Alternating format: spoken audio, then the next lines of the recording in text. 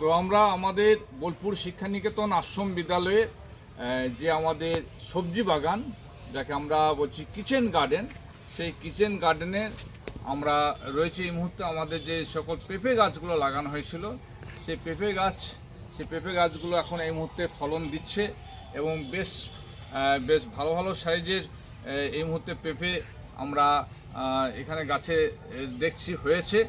তো সেই পেঁপেগুলো আমরা এই মুহূর্তে পেরেছি। তো বিভিন্ন সময় বিভিন্ন ধরনের ফসল আমরা এই আমাদের জমিতে চাষ করি, তার মধ্যে পেঁপেটা একটা অন্যতম। আমরা জানি যে খুবই পুষ্টিকর একটা সবজি খাদ্য। তো এই পেঁপেগুলো এই মুহূর্তে যেগুলো পেরেছি, সেগুলো আমরা আমাদের ছেলেদের তাদের রান্নার কাজে এটা ব্যবহার করা হবে। তো আমি এখন এই পেঁপেগুলো পেরেছি। একটা পেঁপের সাইজ মোটামুটি 600, 700, 800 গ্রাম ওজনে হবে। তো এই পেঁপেগুলো আমরা আরও বেশ কয়েকটা পেঁপে গাছ রয়েছে। তো অনেক দিন ধরে চর্চা করার পরে পেঁপেগুলো এখন ফলেছে বলে খুব ভালো লাগছে। তো আমি আমাদের প্রয়োজন মতো পেঁপেটা এটা পাচ্ছি। তো পুরো সম্পূর্ণ একদম ভেষজ উপায়ে এই পেঁপে গাছটা চাষ করা হয়েছে। কোনো ধরনের এখানে কেমিক্যাল ইউজ করা হয় না। যা কিছু দেখতে পাচ্ছেন এখানে বাগানের সবজি, প্রত্যেকটা জিনিসই কিন্তু একদম ভেষজ উপায়ে। অন্যান্য সময় বিভিন্ন ধরনের সবজি হয়।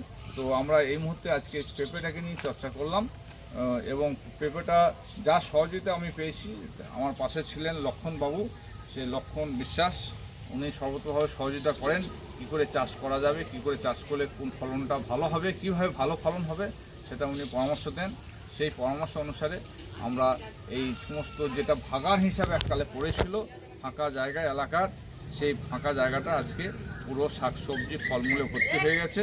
তো আমাদের ভালো লাগছে এবং সর্বোপরি আমাদের যে গরিব একদম দরিদ্র শ্রেণীর যে সকল ছেলেমেয়েরা পড়তে আসে, তাদের পাতে আমরা একদম পুষ্টিকর এরকম টাটকা সবজি দিতে পারবো। এটা একটা বিশাল আনন্দের বিষয় এবং আমাদের কাছে খুব একটা তৃপ্তিকর একটা বিষয়। এবং আমি সকলকে অনুরোধ করব, যে সকল স্কুলে এরকম ফাঁকা একটু জায়গা আছে, আপনারাও একটু চেষ্টা করুন। চেষ্টা করলেই এরকম একটা সবজি ফসল ফলাতে পারবেন এবং সেটা ফলানোর পরে যেরকম আনন্দ এবং ছাত্রদেরকে খায় সেটা আরও বেশি আনন্দ। তো সকলকে আমি সেই বার্তাটা দিতে চাইছি। আমরাও